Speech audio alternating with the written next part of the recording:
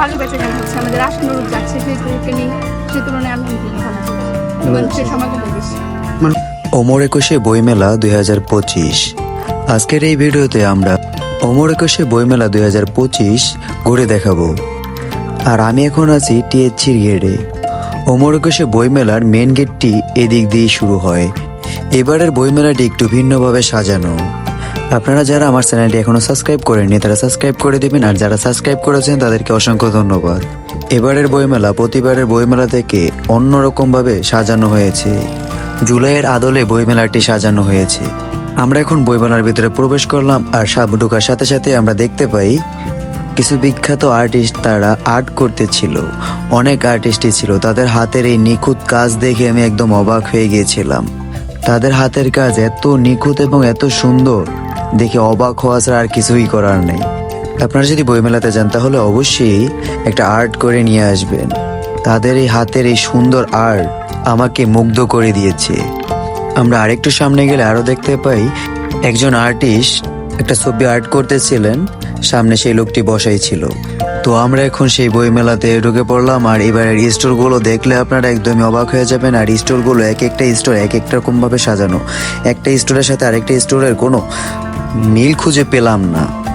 স্টোরগুলো দেখলে এক ভিন্ন রকম অনুভূতি মনের মধ্যে কাজ করে থাকি। তো আমরা হচ্ছে কি একটু ঘুরঘুর করতেছিলাম আর দেখতেছিলাম। তো সামনের দিকে যাচ্ছিলাম আর স্টল ঘুরে দেখতেছিলাম। স্টলগুলো অনেক বেশি ভালো লাগতেছিল। অনেক বই ছিল, অনেক জনের লেখা বই ছিল, এবং একটা ছোট ভাই হচ্ছে গিয়ে তার পছন্দের বই নাম বলছে, বাট বইটি ছিল না। তো আবার গেলাম সামনে। তো বলা যায় যে সব মিলিয়ে অনেকগুলো প্রকাশনী তাদের বই এখানে লঞ্চ করেছে। অনেকগুলো স্টল ছিল, অসংখ্য স্টল ছিল। আই ডোন্ট নো যে কত স্টল ছিল। স্টল হচ্ছে গিয়ে অনেক বেশি ছিল। পুরা স্টল যদি আমি আপনাদেরকে ঘুরে দেখাই তাহলে অনেক সময়ের প্রয়োজন, বাট আমি সম্পূর্ণটা ঘুরে দেখাতে পারি। অন্যধারা এই স্টলটা দেখলে মনে হচ্ছে যে একদম অদ্ভুতভাবে সাজানো। সবগুলো স্টল দেখে স্টলটা একদম ডিফারেন্ট ভাবে।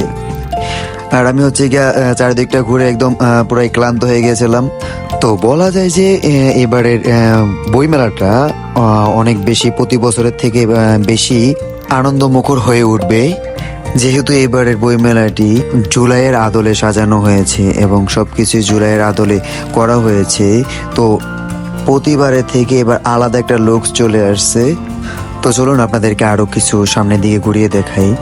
আর অবশ্যই আপনারা বইমেলা এসে ঘুরে যাবেন। বইমেলা আসলে আপনি অনেক কিছু দেখতে পাবেন এবং এমন কিছু শিখতে পারবেন যেটা আপনি কখনই হচ্ছে না ঘুরলে শিখতে পারতেন না, বা বইমেলাতে না আসলে আপনি জানতেই পারতেন না। আজকে 2 থেকে 3 দিন হচ্ছে বইমেলাটি উদ্বোধন হয়েছে, আর এখনই মানুষের অনেক ভিড়। তো চলুন একটা আপুর সাথে কথা বলে আসা যাক।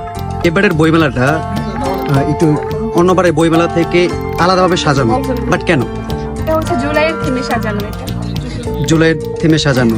আর এবারের বইমেলাটা হচ্ছে মানে বইমেলাতে এখন এখন কিরকম ভাবে বেচা কিনা হচ্ছে?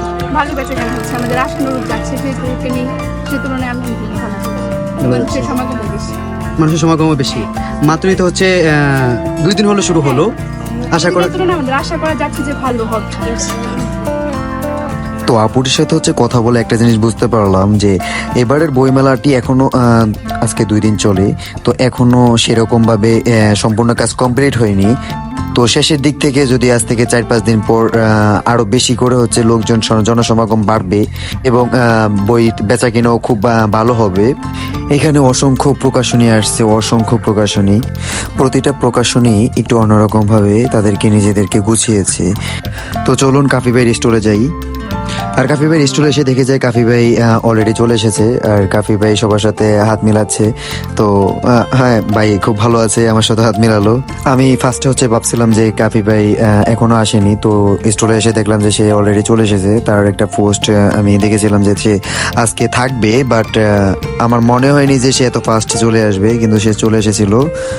তো ভাই এখানে হচ্ছে গিয়ে ফার্স্টে একজনের নাম খুঁজতেছিল, তো একজনকে ফ্রি একটা বই দিয়ে তার মানে আজকে দ্বিতীয় ডের শুরুটা করলো। তো আলহামদুলিল্লাহ ভাইয়ের মন মানসিকতা একটু ডিফারেন্ট।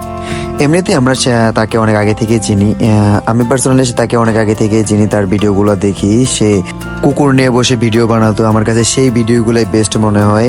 এখনকার যে ভিডিওগুলো বানায় এগুলো আমার কাছে একদম খুবই বাজে লাগে। সেই সময় তার মুখ থেকে অনেক ভালো ভালো কথা বের হতো, কিন্তু এখন আর তার সেরকম কথা বের হয়, বাট হচ্ছে গিয়া সেরকম ইন্টারেস্টটা পাই না।